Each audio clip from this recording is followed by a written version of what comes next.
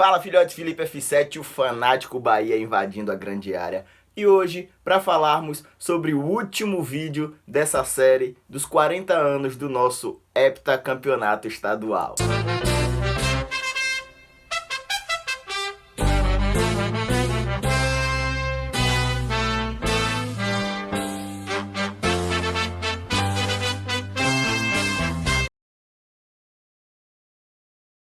O vídeo que fecha essa série marcante sobre os 7 títulos consecutivos conquistados pelo nosso esquadrão na década de 70 e hoje, para finalizarmos com chave de ouro, o nosso heptacampeonato em 1979. E se você está chegando agora e ainda não assistiu aos outros vídeos, é muito fácil, basta clicar nos links aqui da descrição que está disponível para vocês toda a campanha desta série do nosso heptacampeonato. Em 79, pela primeira vez em toda a campanha, tivemos o mesmo treinador por 2 anos consecutivos. A mudança desta vez ficou por conta da presidência. Ao final do mandato de Schmidt, após quase 10 anos como diretor de futebol, Paulo Maracajá assume a presidência aí de forma quase unânime. A primeira etapa do Fazendão foi concluída e o time realizou a pré-temporada com treinos já no novo CT para o estadual. O técnico Zezé Moreira tinha um CT novinho em folha para treinar,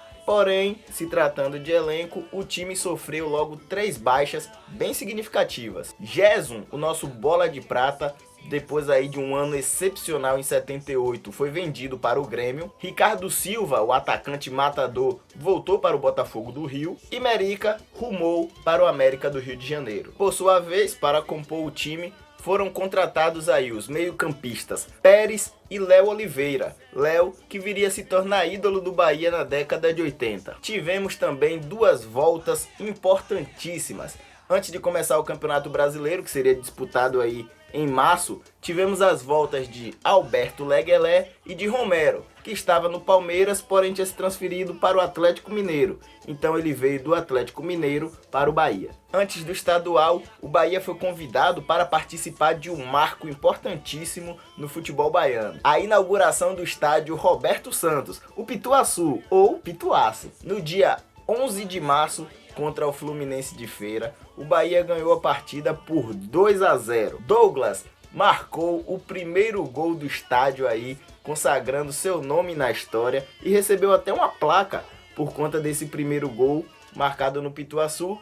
E o segundo gol do Bahia foi marcado pelo atacante Beca. Beca, que era um jogador que tinha vindo do Itabuna, porém não teve muitas oportunidades e não se firmou no esquadrão. Douglas, que também marcou o primeiro gol do estádio Rei Pelé, como vocês podem ver neste vídeo aqui. O regulamento do Campeonato Baiano de 1979 seguia o mesmo padrão de 78. 2 turnos, os campeões e vice acumulavam pontos para as finais. A diferença ficava que na fase final, ao invés de ser um quadrangular, era um pentagonal final e haveriam jogos de ida e volta. Ao invés de ser apenas 4 jogos, seriam 8. Começa o Campeonato Baiano e o Bahia sente logo no início que teria um duro caminho para o heptacampeonato. Logo na estreia, um empate contra o fraquíssimo ABB por 1-1, gol marcado por Beijoca, partida que mesclava jogadores profissionais com atletas vindo da base. Na segunda partida, triunfo de 2-0 sobre o Redenção, gols de Douglas e Zequinha, mas a bronca permaneceu devido à falta de organização da comissão técnica tricolor. No nosso banco de reserva tinha apenas um jogador e era o goleiro reserva Ronaldo Passos. A torcida começava a ficar na bronca com o time e o presidente Paulo Maracajá, sempre com seu jeito ali de levar a situação e botar panos quentes, logo prometia reforços. Se pelo lado do esquadrão a coisa estava começando a capengar, o time fica ali sem reforços, sem elenco, sem banco, o rival se reforçava em todos os setores, inclusive na troca de presidente. E um dos principais reforços do rubro-negro naquela época foi o ex-atacante atacante do Bahia, Jorge Campos. Ele que havia sido vendido para a compra do Fazendão e ido para o Atlético Mineiro, saiu do Galo e retornou para o Vitória. O Vitória começou o campeonato de uma forma arrasadora. Pegou os mesmos dois times que o Bahia tinha enfrentado e goleou 5-1 no Redenção e 5-0 na ABB. E na terceira rodada, eis que veio o Bavi. Jogo duro, jogo brigado. O Bahia, pouco entrosado, deixou muito espaço e levou o gol logo aos 8 minutos de partida. Apesar de brigar e das tentativas do empate, nosso ataque sempre esbarrava nas mãos do goleiro Gelson. E claro, se tem Bavi e tem Beijoca em campo, é claro que tem confusão. O lance polêmico que marcou a partida dessa vez foi em um momento que o goleiro Gelson estava com a bola nas mãos. Beijoca tentou tirar a bola das mãos dele de cabeça e os jogadores do Vitória partiram para cima de Beijocão, alegando que ele tinha agredido o goleiro rubro-negro. E aí começou a pancadaria, começou aquela confusão que só o Bavi pode nos proporcionar.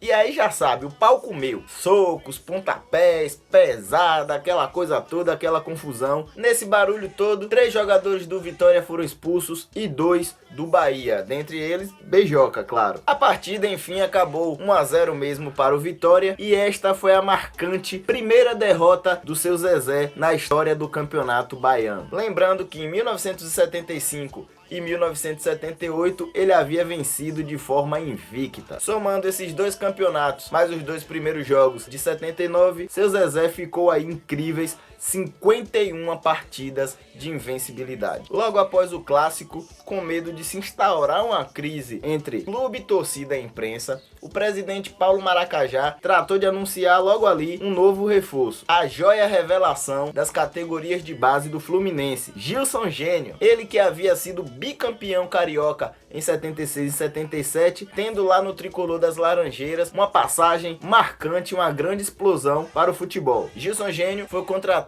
logo após a fase de classificação do primeiro turno, com o intuito de melhorar o ataque tricolor, que não havia sido muito eficiente ao final da fase de classificação, onde o Bahia passou para o pentagonal final, na vice-colocação do grupo, atrás do Itabuna. Entre o fim da primeira fase e o pentagonal final, o DP recuperou alguns jogadores e seu Zezé teve um tempinho para ajustar o time. O esquadrão começou a fase decisiva, ganhando para o Leônico por 2-0, 2 gols de Beijoca. E para avivar ainda mais a torcida tricolor, esta partida marcou a volta de Osni aos gramados. Ele que foi titular nessa partida, jogou bem e deu passe para o segundo gol de Beijoca. Como o Vitória havia empatado as 2 primeiras partidas no pentagonal final, foi alimentado aquela chama do Bahia poder ganhar o primeiro turno. O segundo jogo do Bahia foi justamente contra o rival e a partida terminou empatada em 0-0. Isso colocou o Bahia em vantagem porque o Bahia somava 3 pontos em 2 partidas, enquanto o Vitória tinha os mesmos 3 pontos, porém com uma partida a mais. Faltando 2 rodadas para terminar o turno, bastava o Bahia conquistar 3 pontos, um empate e um triunfo e levar aí o primeiro turno. Porém, tropeçamos em 2 empates, 0-0 com o Leônico e 3-3 com o Botafogo. E desta forma, o tricolor viu Vitória levar o primeiro turno do campeonato e o Bahia ficou na segunda colocação. O clima em toda a primeira fase já estava tenso e com o fracasso do turno, a crise explodiu no Fazendão. Para vocês terem ideia, o meia Léo Oliveira discutiu com o treinador Zezé Moreira e se recusou a ir a uma partida. Por conta disso, rolou um desentendimento e o meio-campista quase agride fisicamente o treinador. Seu Zezé, por sua vez, chegou para o presidente Paulo Maracajá e falou que o seu cargo estava à disposição, ou seja, ele estava disposto a sair do Sport Clube Bahia naquele momento. Maracajá, por sua vez, decidiu devolver o meio-campista para o América do Rio e manteve o nosso treinador. E parece que as coisas só pioravam para o Bahia. Após uma derrota para o Leônico de 2-0, a torcida queria invadir o campo para agredir o nosso zagueiro e ídolo Sapatão, para vocês terem uma ideia. Até o meio-campista Douglas estava sendo hostilizado no seu dia a dia e durante as partidas. E o nosso próprio atacante falou que isso era culpa da imprensa. Por conta do Bahia ganhar 6 campeonatos consecutivos, a imprensa ficava querendo jogar a torcida contra o time a todo momento. Eram as primeiras fake news da época. A maior crítica referente ao time era porque se tratava já de um elenco envelhecido. Sapatão, então com 31 anos, já falava em aposentadoria para virar treinador. Baiaco, com 30, não tinha mais aquele vigor de correr os 90 minutos de forma incansável. Fito, com 28, lutava constantemente contra lesões. E Douglas, com 29, já não estava tendo aquele desempenho tão surpreendente como nos anos anteriores. E com o elenco envelhecido, a maior aposta ficava por conta da renovação e juventude do nosso lateral Cristóvão Borges, que era ali cria da base. Porém, ele também foi vendido durante o Campeonato Baiano de 79, enquanto ainda estava disputando os Jogos Pan-Americanos, onde foi medalha de ouro. E para terminar de fechar a bronca da torcida tricolor, a gota d'água foi quando o Beijoca foi vendido também ao Flamengo do Rio. A torcida ficou inconformadíssima, porque Beijoca, além de ser um ídolo, era o jogador mais carismático, era o xodó da torcida. Então, com as vendas de Cristóvão e de Beijoca, a paciência da torcida esgotou. E com toda essa crise, com toda essa movimentação e essa agitação, essa turbulência, os jogadores do Bahia, então, desanimaram, abaixaram a cabeça e se entregaram, fazendo uma péssima campanha no segundo turno, certo?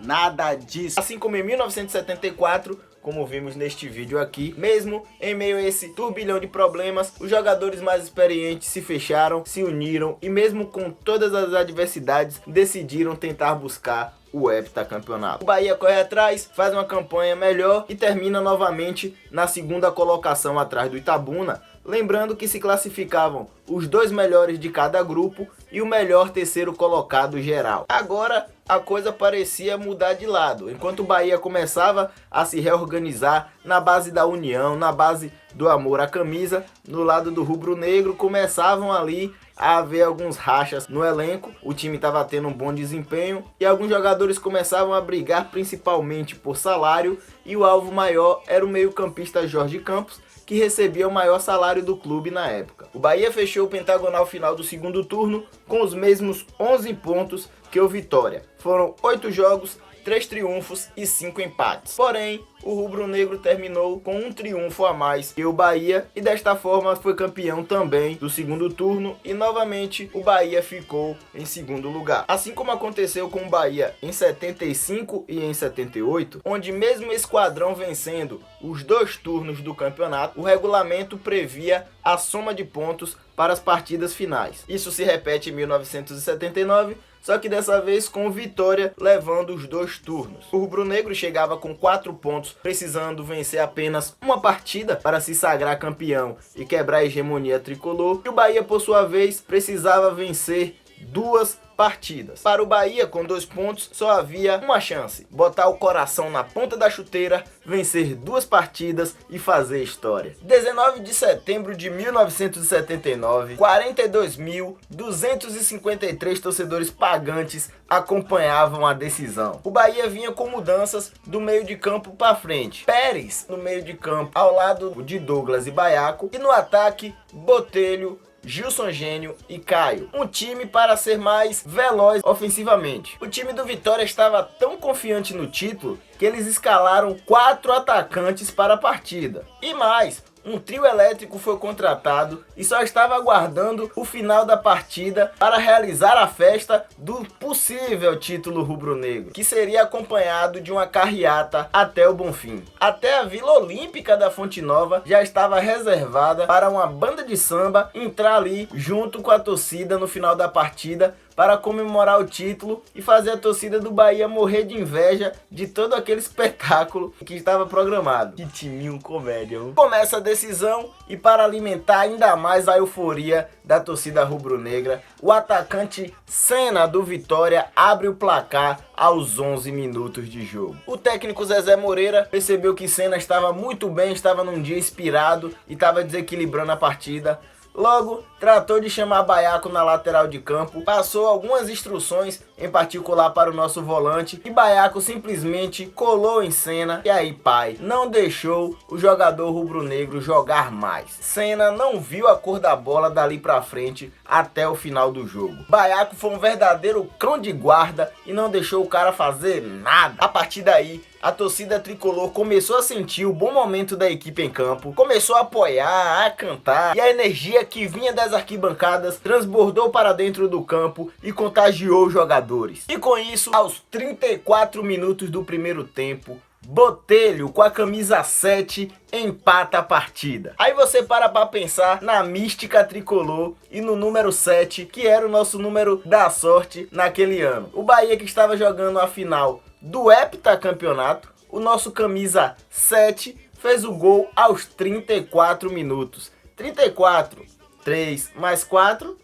7. O empate assustou a equipe do Vitória e empolgou mais ainda a equipe do Esquadrão, que quase virava a partida ainda no primeiro tempo. Porém, final do primeiro tempo, Vitória 1, Bahia também 1. A vibração continua na volta dos vestiários e no começo do segundo tempo, o inevitável. O nosso zagueiro Zé Augusto se lança ao ataque e vira a partida para o Bahia. Qual o minuto do gol? Duvido você acreditar, mas é isso mesmo. Aos 7 minutos do segundo tempo, Zé Augusto incendeia as arquibancadas da Fonte Nova e faz o gol do triunfo naquela primeira partida da final. Bahia 2, Vitória 1. E haveria assim mais um jogo, mais uma decisão, botando água naquela festa, naquela toda papagaiada que a equipe do Vitória, a diretoria, tinha armado. Após esse triunfo, a imprensa começou ali a querer tendenciar um pouquinho, a querer jogar o favoritismo para cima da equipe do Bahia. E ao contrário do pensamento do presidente do rival, que já estava fazendo festa antes do primeiro jogo da final, Paulo Maracajá pregava sempre a humildade, o equilíbrio e falava que não tinha nada a ganho, sempre procurava ali se manter centrado e encarar o pensamento e a concentração para a próxima partida. O time do Vitória estava abalado, preocupados com a autoestima e o psicólogo dos jogadores. O presidente deu folga para eles no dia seguinte e iam às rádios ali tentando apaziguar a situação, dando declaração que o time perdeu quando podia perder. A segunda partida então foi marcada para o dia 23 de setembro, na presença de incríveis 68.061 pagantes na Fonte Nova. Bahia e Vitória chegavam com 4 pontos cada um e quem vencesse levaria o troféu. Porém, tivemos um jogo duro, um jogo feio, um jogo truncado, pegado. A partida terminou em 0-0, forçando assim uma terceira partida, porque ambos estavam agora com 5 pontos. Algumas pessoas começaram a cogitar, principalmente nas rádios, que o empate teria sido causado de propósito para que se marcasse uma terceira partida e com isso gerasse mais renda para ambas as equipes. E eis que é marcada a terceira partida. O jogo da década. O jogo que entraria para a galeria da eternidade tricolor. Quis o destino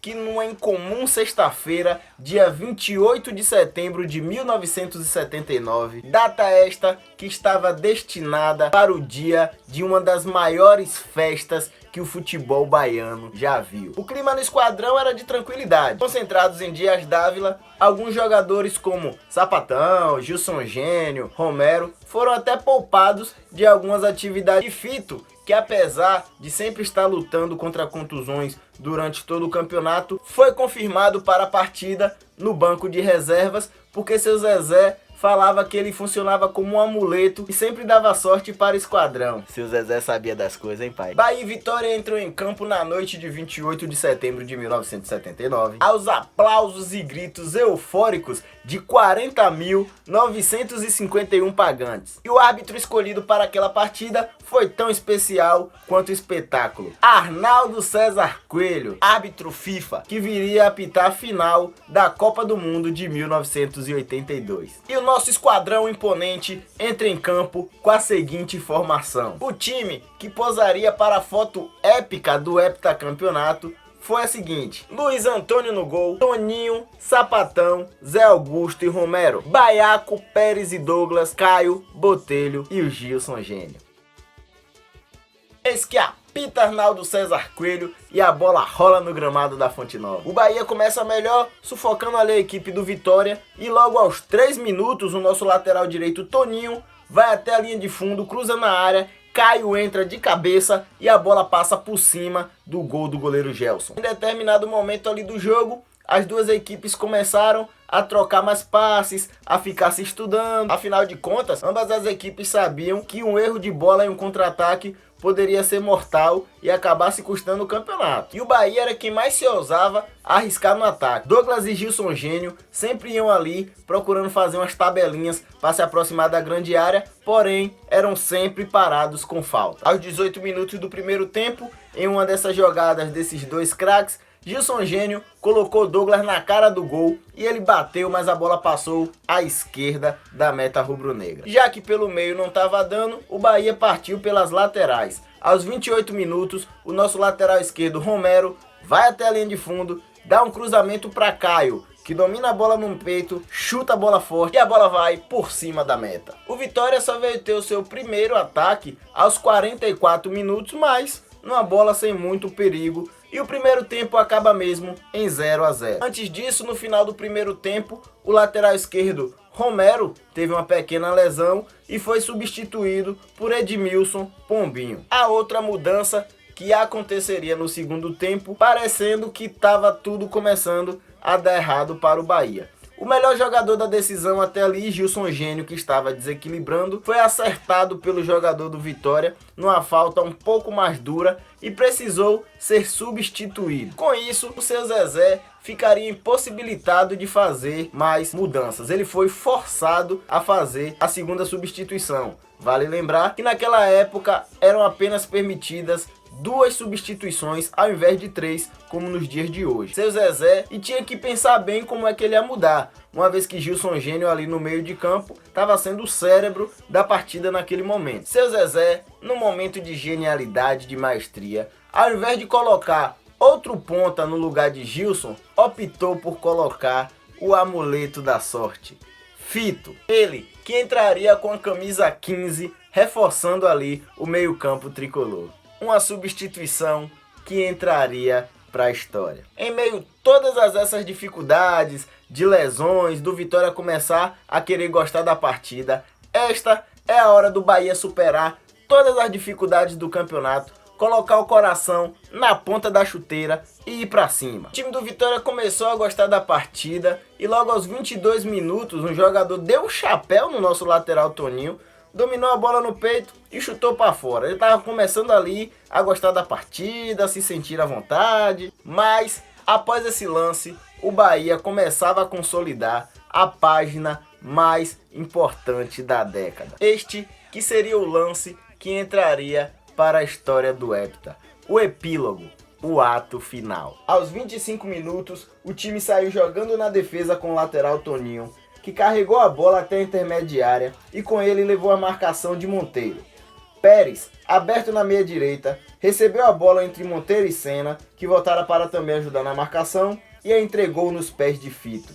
Os pontas do Vitória não encurtaram o espaço do jogador tricolor, que teve liberdade para pensar no que fazer. Eram várias as opções dadas para Fito, que resolveu fazer o mais difícil, talvez confiando em uma de suas maiores virtudes, os chutes de longa distância. Fito chutou da intermediária. A bola subiu e descaiu nas mãos de Gelson.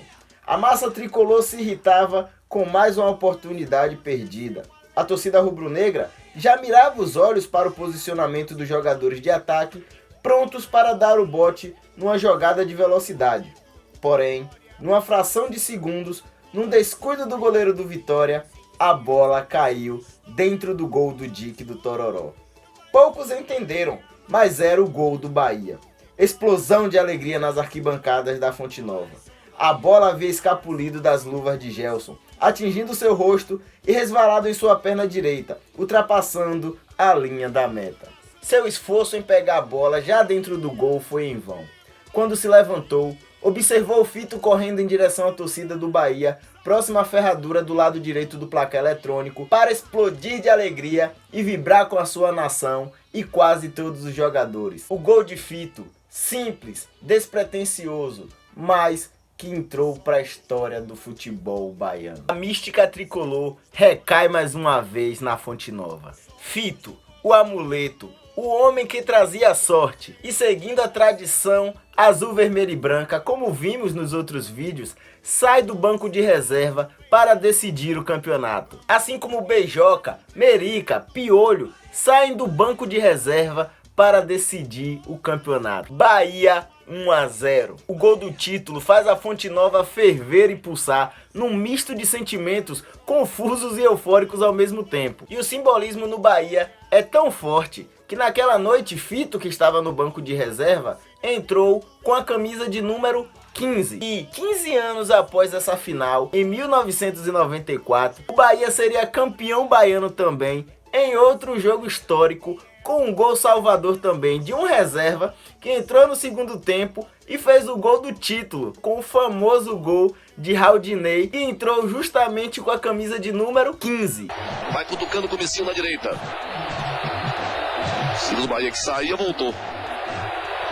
China e Raudinei, gol!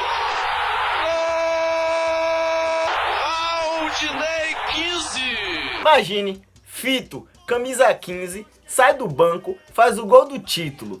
15 anos depois, Raudinei, camisa 15, sai do banco e faz outro gol do título. Aff, Maria, até arrepia. O Bahia poderia até aumentar o placar em 2-3-0, mas continuamos perdendo gols. Mas seria até injusto tirar um gol tão simbólico do gol do título como aquele de Fito, né? Ao apito final de Arnaldo César Coelho, a torcida invade o campo e é fim de jogo. Bahia 1-0 no Vitória, somos heptacampeões estaduais. A torcida invadiu o gramado, foi a maior festa já realizada na Fonte Nova. A torcida saiu carregando seus ídolos no colo, levaram seus Zezé nos braços. Uma verdadeira festa merecida após um título conquistado na bola, na raça, nas dificuldades e no suor. Assim como tem que ser quando é título se tratando de Bahia, pai. Se não for sofrido, não é Bahia. Após as comemorações no vestiário, caminhada até a Igreja do Senhor do Bonfim, ao som de um trio elétrico, arrastando quase 20 mil pessoas pelas ruas de Salvador. Um verdadeiro carnaval fora de época. Os heróis Fito, Douglas, Baiaco, Sapatão